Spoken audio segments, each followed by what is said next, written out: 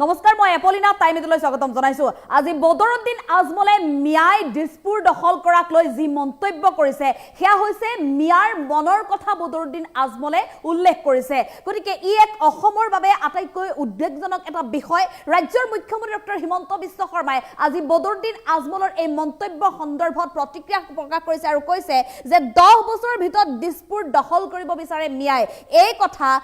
মিয়াৰ মনৰ কথা আজমলে প্ৰকাশ কৰিছে গতিকে অসমীয়া এতিয়া এক হ'ব লাগিব অসমীয়া এক হৈ এখন যুদ্ধ কৰিব লাগিব বদৰুদ্দিন আজমলৰ মন্তব্যক লৈ মুখ্যমন্ত্ৰী ডক্টৰ হিমন্ত বিশ্ব শৰ্মাৰ প্ৰথমটো প্ৰতিক্ৰিয়া লৈছে এই মুহূৰ্তত টাইমিটৰ দৰ্শকৰ বাবে এই খবৰ মিয়াৰ মনৰ কথা ক'লে বদৰুদ্দিন আজমলে আজি দিছপুৰ মিয়াই 10 বছৰৰ ভিতৰত দখল কৰিব বুলি যি মন্তব্য কৰিছে সেই মন্তব্যক লৈ মুখ্যমন্ত্ৰী ডক্টৰ হিমন্ত বিশ্ব শৰ্মাই আজি মন্তব্য কৰিছে অসমীয়া এক হ'ব লাগিব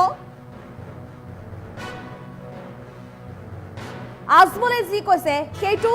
ময়ো কৈছো ইমান দিনে মুখ্যমন্ত্ৰী ডক্টৰ হিমন্ত বিশ্ব শৰ্মায়ো এই মন্তব্য কৰা বুলি উল্লেখ কৰিছে যে অসমীয়াই হাৰ নাপালে 10 বছৰৰ ভিতৰতে মিয়াই দখল কৰিব দিছপুৰ অসমৰ বাবে ই এক অতিকৈ চিন্তনীয় বিষয় তেওঁলোকৰ মনত থকা কথাটোৱে আজি আজমলে নিজৰ মুখেৰে উল্লেখ কৰিছে এই বদৰুদ্দিন আজমলৰ মন্তব্য হৈছে মিয়াৰ মন্তব্য এই কথাৰ পৰা এতিয়া অসমীয়াই শিকিব লাগে অসমীয়াই এতিয়া বুজিব লাগিব মিয়াক কিদৰে ৰখাব পাৰো মিয়াক কিদৰে বাধা দিব পাৰো তাৰ কাৰণে আমি চিন্তা কৰিব লাগিব বদৰুদ্দিন আজমলৰ মন্তব্যৰ প্ৰতিক্ৰিয়া প্ৰকাশ কৰিছে মুখ্যমন্ত্ৰী ডক্টৰ হিমন্ত বিশ্ব শৰ্মাই আৰু এই মুহূৰ্তত আমি পুনৰ জনাইছো উল্লেখ কৰিব লাগিব যে আজি কিছু সময় পূৰ্বে বদৰুদ্দিন আজমলে AIUDF প্ৰধান বদৰুদ্দিন আজমলে এটা ডাঙৰ মন্তব্য কৰিছিল তেওঁ কৈছিল যে মুখ্যমন্ত্ৰী ডক্টৰ হিমন্ত বিশ্ব শৰ্মাই মিয়াকৈ চিঞৰি থাকোঁতেই যাব মিয়াকৈ চিঞৰি থাকোঁতেই মুখ্যমন্ত্ৰী ডক্টৰ হিমন্ত বিশ্ব শৰ্মাক চেলেঞ্জ জনাই দিছপুৰত শাসন হাতত তুলি ল'ব মিয়াই পাৱাৰ দেখুৱাব আৰু সেয়া খুব কম দিনৰ সময়তে ঘটিব গতিকে এই যি মন্তব্য বদৰুদ্দিন আজমলে মুখ্যমন্ত্ৰী ডক্টৰ হিমন্ত বিশ্ব শৰ্মাক সমগ্ৰ অসমৰ জনসাধাৰণক চেলেঞ্জ জনাই মন্তব্য কৰিছিল AIUDF প্ৰধানে গতিকে এই মন্তব্যক লৈ আজি মুখ্যমন্ত্ৰী ডক্টৰ হিমন্ত বিশ্ব শৰ্মাৰ প্ৰতিক্ৰিয়া প্ৰকাশ কৰিছে মুখ্যমন্ত্ৰী ডক্টৰ হিমন্ত বিশ্ব শৰ্মাই কৈছে যে বদৰুদ্দিন আজমলে আজি যি মন্তব্য কৰিছে সেয়া হৈছে মিয়াৰ মন্তব্য আৰু ইমান দিনে মুখ্যমন্ত্ৰী ডক্টৰ হিমন্ত বিশ্ব শৰ্মায়ো সেই কথাই কৈ আছিল অসমীয়া যদি এক নহয় অসমীয়াই যদি আজি হাৰ নাপায় তেনেহ'লে কিন্তু আগন্তুক 10টা বছৰৰ ভিতৰত দেখিবলৈ পাব অসমত এনে পৰিৱেশ গতিকে অসমত যাতে এনে পৰিৱেশ সৃষ্টি নহয় তাৰ বাবে অসমীয়া এক হ'ব লাগিব বদৰুদ্দিন আজমলৰ মন্তব্যক লৈ মুখ্যমন্ত্ৰী ডক্টৰ হিমন্ত বিশ্ব শৰ্মাৰ এয়া প্ৰথমটো প্ৰতিক্ৰিয়া মুখ্যমন্ত্ৰীগৰাকীয়ে ইতিমধ্যে এই কথা উল্লেখ কৰিছে যে 10 বছৰৰ ভিতৰত দিছপুৰ দখল কৰিব বিচাৰিছে মিয়াই গতিকে অসমীয়া এক হ'ব লাগিব তেওঁলোকে যি মনে মনে ভাবি আছে তেওঁলোকৰ মনৰ কথা আজি বদৰুদ্দিন আজমলে নিজৰ মুখেৰে কৈছে গতিকে এই কথাৰ পৰা বদৰুদ্দিন আজমলৰ মন্তব্যৰ পৰা আমি অসমীয়া এতিয়া শিকিব লাগিব মিয়াক কিদৰে আমি বাধা দিব পাৰোঁ সেই কথা আমি এতিয়া অসমীয়াই এক হৈ চিন্তা কৰিব লাগিব বদৰুদ্দিন আজমলৰ মন্তব্যক লৈ মুখ্যমন্ত্ৰী ডক্টৰ হিমন্ত বিশ্ব শৰ্মাই যি প্ৰতিক্ৰিয়া প্ৰকাশ কৰিছিল মুখ্যমন্ত্ৰীগৰাকীৰ ভাষ্য আছে আগবঢ়াবলৈ চেষ্টা কৰিম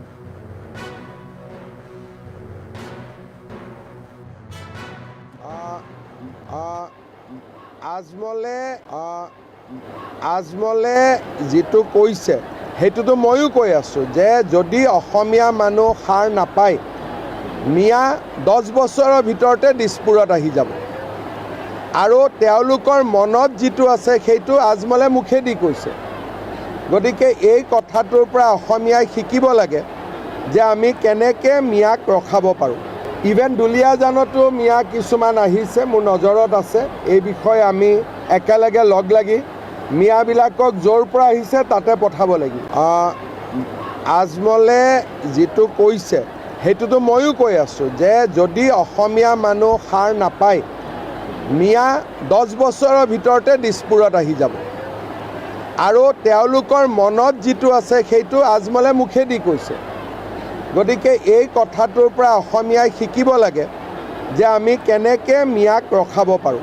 ইভেন দুলীয়াজানতো মিয়া কিছুমান আহিছে মোৰ নজৰত আছে এই বিষয়ে আমি একেলগে লগ লাগি মিয়াবিলাকক য'ৰ পৰা আহিছে তাতে পঠাব লাগিব আজমলে যিটো কৈছে সেইটোতো ময়ো কৈ আছোঁ যে যদি অসমীয়া মানুহ সাৰ নাপায় মিয়া 10 বছৰৰ ভিতৰতে দিছপুৰত আহি যাব আৰু তেওঁলোকৰ মনত যিটো আছে সেইটো আজমলে মুখেদি কৈছে গতিকে এই কথাটোৰ পৰা অসমীয়াই শিকিব লাগে যে আমি কেনেকৈ মিয়াক ৰখাব পাৰোঁ ইভেন দুলীয়াজানতো মিয়া কিছুমান আহিছে, মোৰ নজৰত আছে। এই বিষয়ে আমি একেলগে লগ লাগি মিয়াবিলাকক য'ৰ পৰা আহিছে তাতে পঠাব লাগিব। আজমলে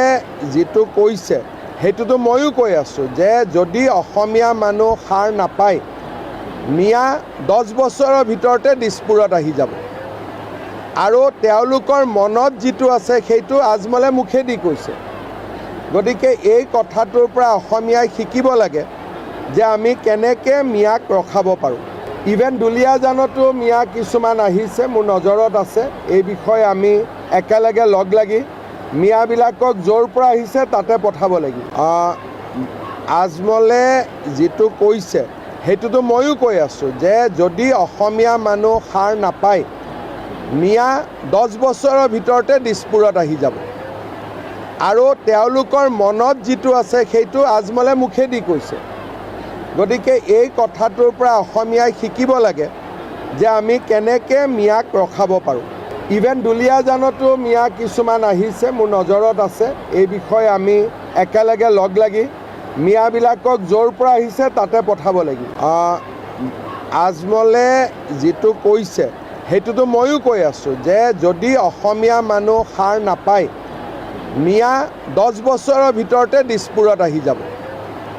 আৰু তেওঁলোকৰ মনত যিটো আছে সেইটো আজমলে মুখেদি কৈছে। গতিকে এই কথাটোৰ পৰা অসমীয়াই শিকিব লাগে যে আমি কেনেকৈ মিয়াক ৰখাব পাৰোঁ। ইভেন দুলীয়াজানতো মিয়া কিছুমান আহিছে, মোৰ নজৰত আছে। এই বিষয়ে আমি একেলগে লগ লাগি মিয়াবিলাকক য'ৰ পৰা আহিছে তাতে পঠাব লাগিব। আজমলে যিটো কৈছে সেইটোতো ময়ো কৈ আছোঁ যে যদি অসমীয়া মানুহ সাৰ নাপায়, মিয়া 10 বছৰৰ ভিতৰতে দিছপুৰত আহি যাব। আৰু তেওঁলোকৰ মনত যিটো আছে সেইটো আজমলে মুখেদি কৈছে। গতিকে এই কথাটোৰ পৰা অসমীয়াই শিকিব লাগে যে আমি কেনেকৈ মিয়াক ৰখাব পাৰোঁ। ইভেন দুলীয়াজানতো মিয়া কিছুমান আহিছে, মোৰ নজৰত আছে। এই বিষয়ে আমি একেলগে লগ লাগি মিয়াবিলাকক য'ৰ পৰা আহিছে তাতে পঠাব লাগিব। আজমলে যিটো কৈছে